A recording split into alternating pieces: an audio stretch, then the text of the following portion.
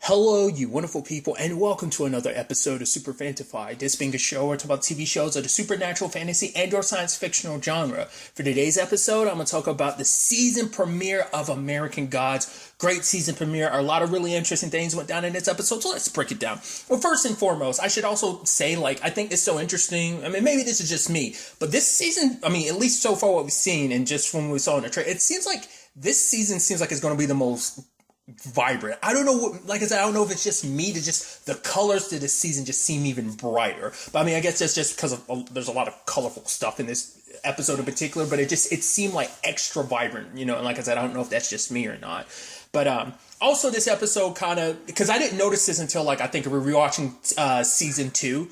I think this entire thing is basically taking place over the course of a couple months. If not weeks, because I think the time frame between season 1 to season 2, at least from the beginning of season 1 to the end of season 2, I think that took place wasn't in almost 2 weeks, basically. I think I could be mistaken, and obviously season 2 picked up immediately later. But I think at the very least it's only been 3 months, because I think because of something I saw in season 2, maybe it's there in season 1. I just never noticed. But I think in season 2 there's something that shows that it's 2017 on Shadow's fake ID at the end of the season. So I think it's only been, because I think it's about 2017 going into 2018, because in the confines of everything, it's Christmas just passed, based on what Cordelia says, and basically it seems like it's only been 3 months based on what Laura ended up saying. Once again, I'm getting caught up in details, but it's just one of those things, storytelling wise, I always find fascinating when you're able to be this entire thing literally took place over the course of a couple months. I just always say it's so interesting, especially because it happens in video games. I won't go into the ins and outs of it, but it's just one of those fascinating things. It's always interesting knowing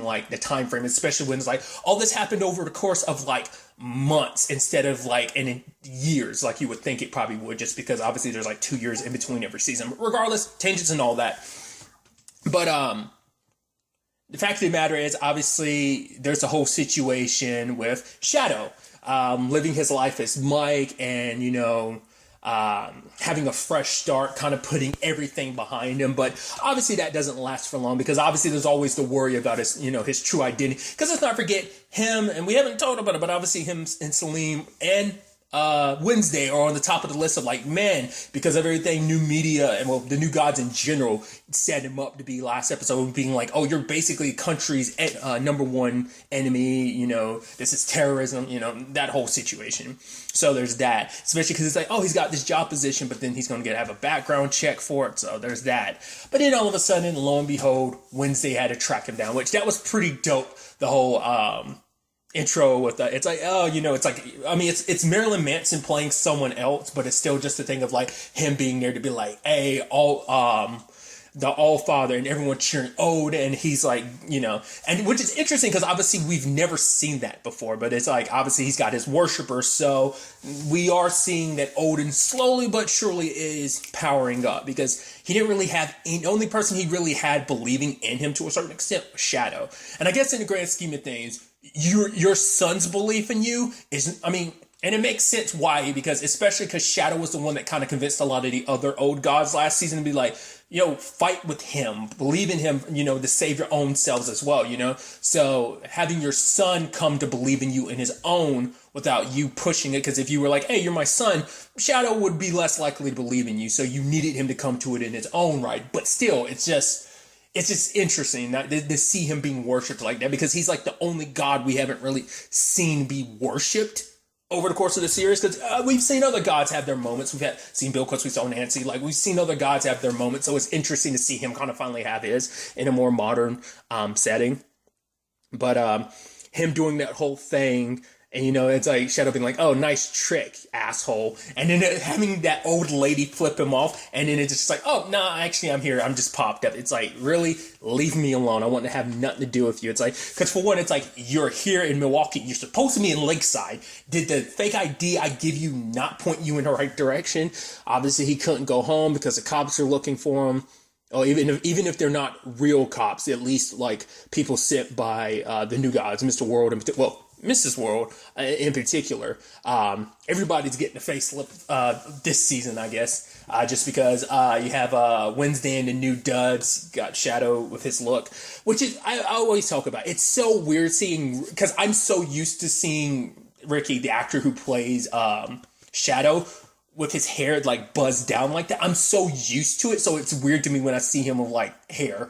Just because obviously he looked like that for the first 2 seasons, obviously, but he also looked like that during the 100 when he was playing Lincoln. So that's why I'm so used to that look to him. So when I see him with hair, it's like, oh man, it's so weird because I'm just not used to it. But you know, everyone's got their new looks this season.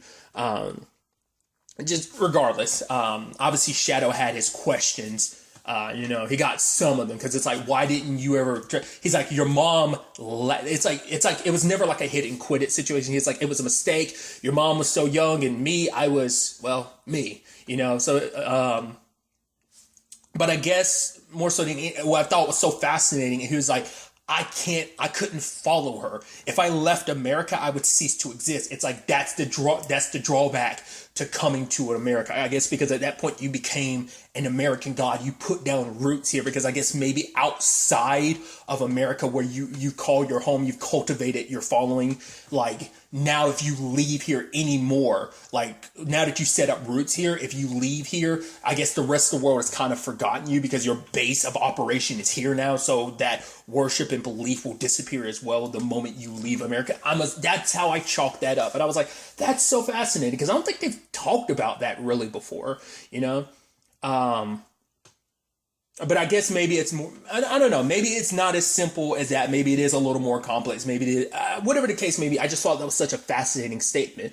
But it's like, yeah, but mom came back to America. Shadow didn't get into it, but it's also like, you weren't there when she died. To be fair, when she got diagnosed, he was. He gave Shadow the coin and everything, told him the trick. It's like, oh, showed off the trick and everything, but it's like, it's still kind of like you weren't there. So I'm wondering if they're going to get into that anymore. Like the whole thing between, other than that one episode, is that all we're really going to get? Because obviously she was like, doesn't matter, your dad is dead, and go, like, did she say that because he legitimately was dead? Because obviously we know gods can come back, obviously, unless it's suicide, because it's like, that's the one thing gods can't come back from. And if no one believes in them, if you don't believe in them, then like there's no coming back, you know? So did he die at the time? And did she felt like no one believed in him? So, or was that just her, or was it, which I lean more into thinking it was like, she just wanted him to have nothing to do with Odin, you know, but whatever the case may be.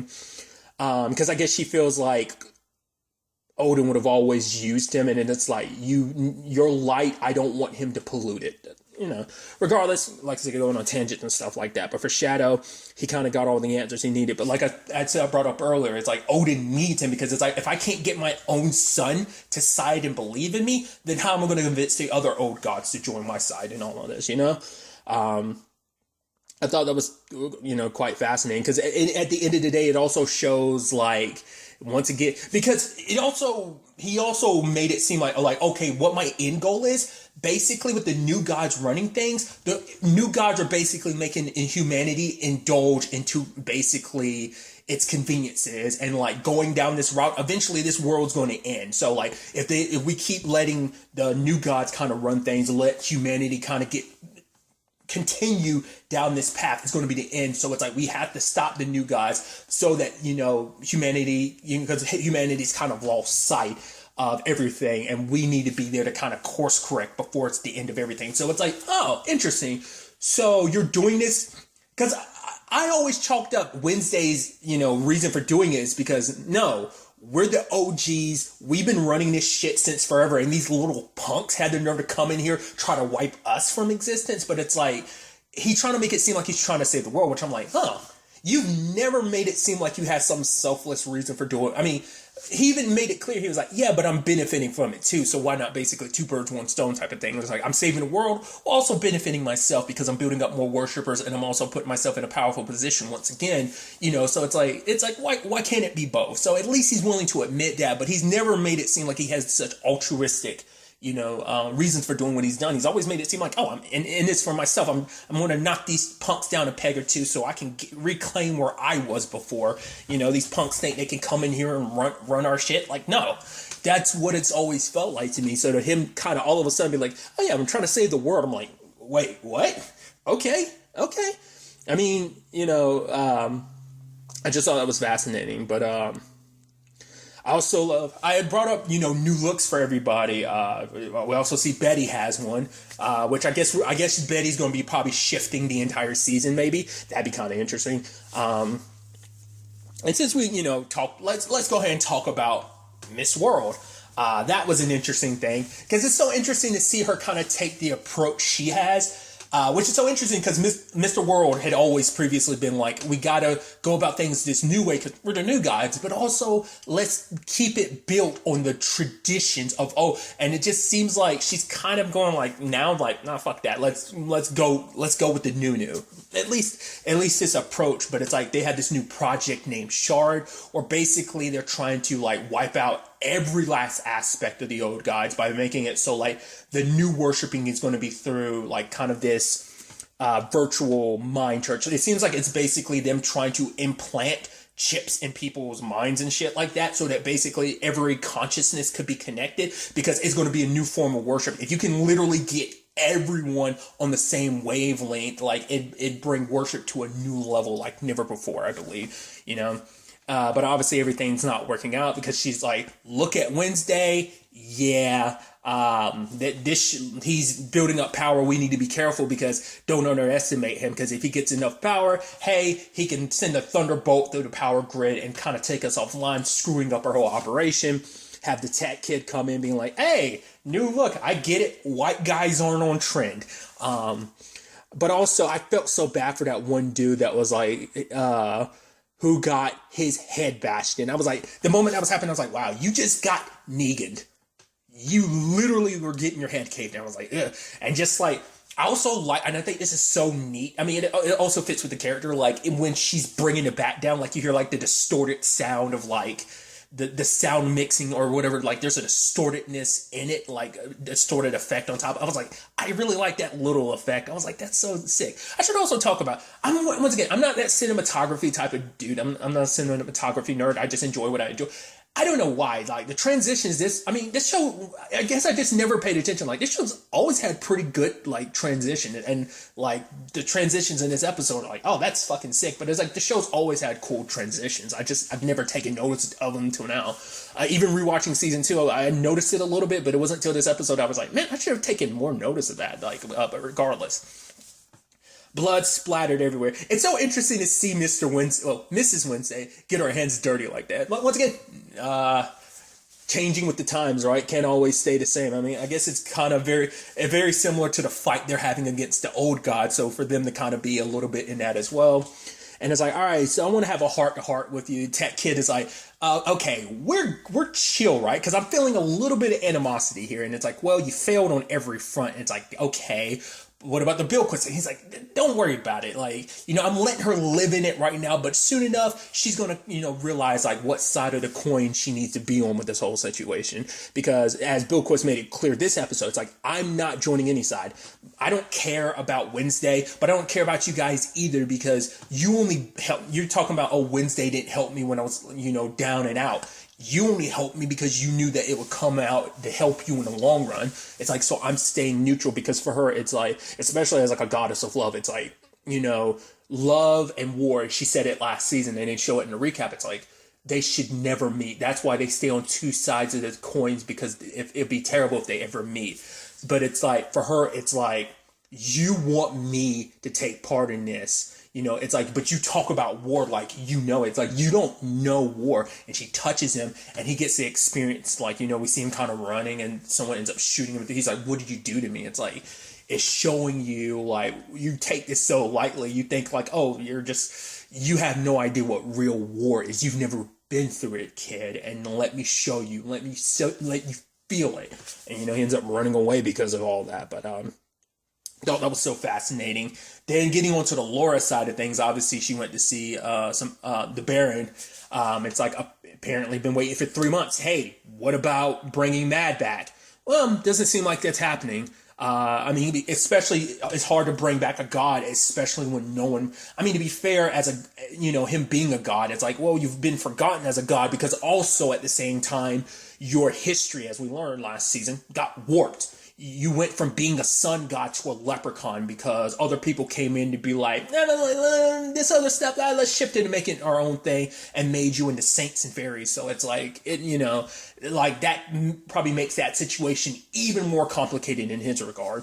It makes you wonder, will he full on, will he return, like if he does return, like will it be as a leprechaun or will it be as the sun god that he once was, Especially because he was remembering his past. I mean, granted, that was a whole complicated situation in its own right last season. But there is, like, the potion she has that can help her. It's like, it would help her and not him. And I was like, oh, so what's she going to do, And so she rips out the coin after writing on his head, get Spear, kill Wednesday. Kill Odin. But, cause at first it's like, oh, it's like, why are you trying to bring him back? And it's like, because can he come back long enough to basically pull, Gungnir out of the Horde? It's kind of what she said. It's like, oh, that's interesting. Cause it's a surefire way to kill a god. So, I think it's not just poetic justice. She just knows. I mean, it'd be one thing. It's poetic in its own right, killing him with his own spear, sure. But I think it's also like, it's a surefire way to kill a god. So she at least knows that. I was like, well, but she doesn't want to admit she also cares about him too. But because for her, it's like revenge is all she has. Because beforehand she had Shadow, which I don't know, being a complicated mess that it was. But when it's all said and done, she, pulls a coin out, and I didn't see that coming. I was like, holy, and her body disintegrating like that. I mean, to be fair, she's been rotting for a long time. So, it makes sense. But it's like, wow, is there going to be any reversing that? Holy shit. I would have expected, because it's been a little while since I saw the trailer, so I don't remember everything that went down in it. I mean, once again, a lot of that was out of context anyway, but now it's like, holy crap, like, so for now, Laura's dead, so I'm assuming that means Mad's going to come back, but obviously that ended up being, I guess, potentially an interesting and complicated love story in its own right. I mean, hers and Shadow's was, but it's like, she didn't want to ever admit it, but she did kind of start caring for him. It isn't just about revenge for her. It's like, but then again, it's like, it makes you go, well, is it mainly about revenge, but you also care about him, but the revenge kind of outweighs that because you feel like that's all you have. But the fact is, willing to finally give him his coin back, but it's like, hey, get your revenge on Wednesday, not just for me, but you as well. I don't know. It's a whole thing because I guess she sees him as a victim in all of this as well. So that's going to be an interesting development to see how that whole storyline ends up playing out. But obviously, there's, Wednesday and Shadow out on the road.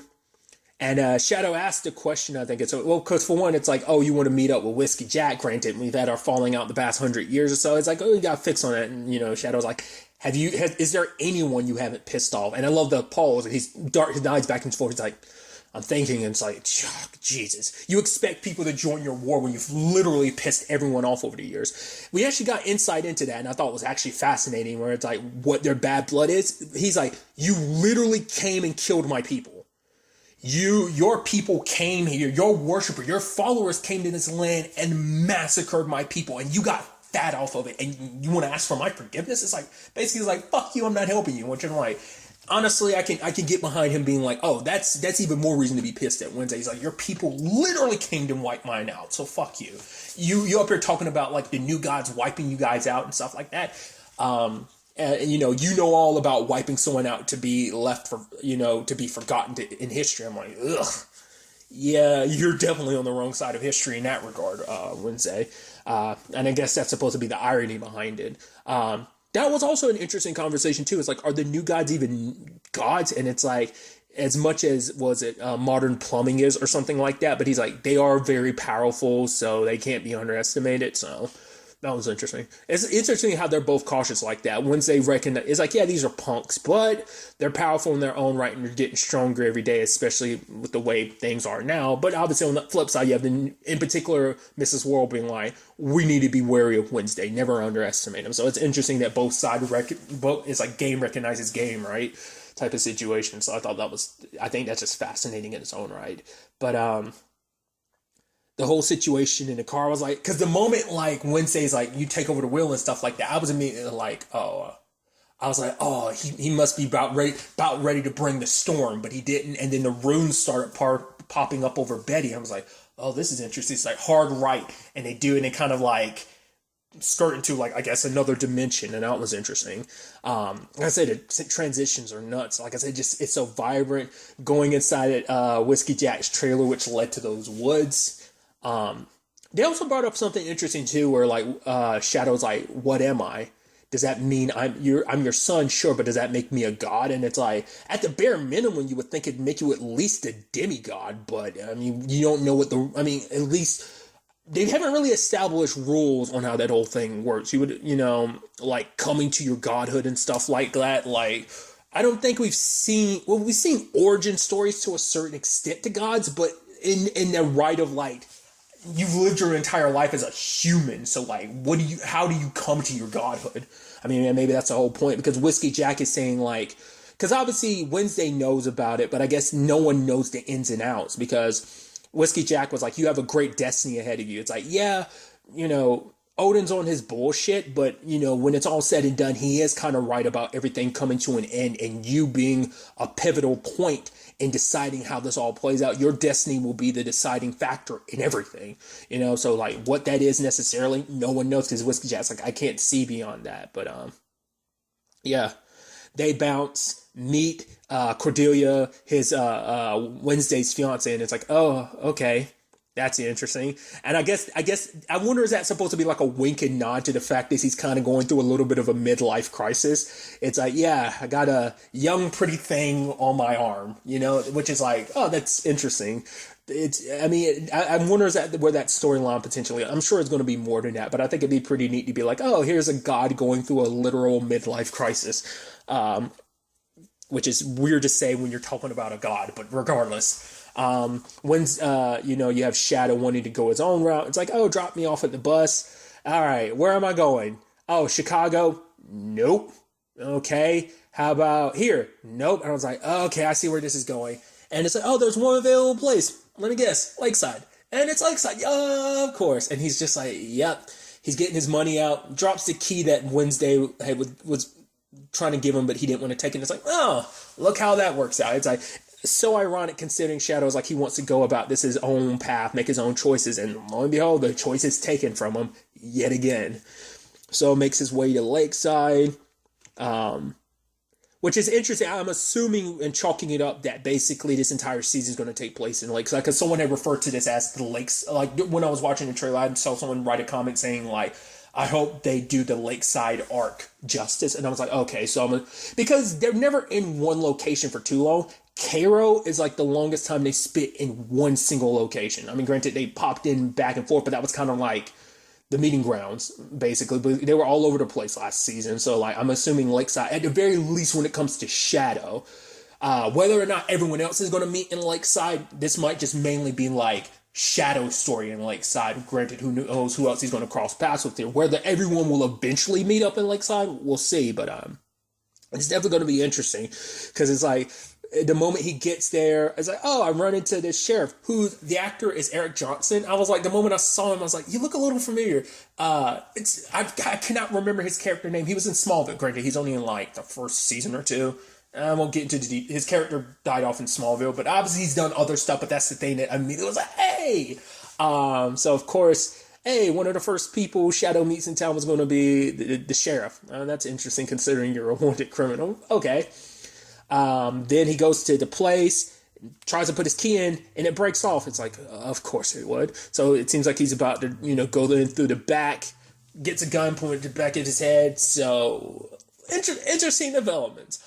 I said this at the time based on the trailer. Like I said, luckily for me, it was a while ago I saw the trailer, and I think, my brain kind of like, because it was so out of context, I didn't latch onto a lot of stuff. So thankfully, I don't remember much from the trailer. But from what I saw, I was like, oh, this season seems like it's going to be awesome. And I'm already super excited. I'm always happy. Excited for a new season of American Gods, but this one just seems like it's going to be wild. Just from this episode alone, I feel like this seems like, just me personally, just basing this on this first episode, feels like it might be the trippiest of the seasons, but I could be mistaken. Either way, I am very excited to see what this season has in store for us. Just hell, where everything takes us just going into the next episode. But really, that's all I'm going to talk about. Till the next time we meet, be happy, be safe, live life to the fullest, and enjoy it. Good day, and goodbye.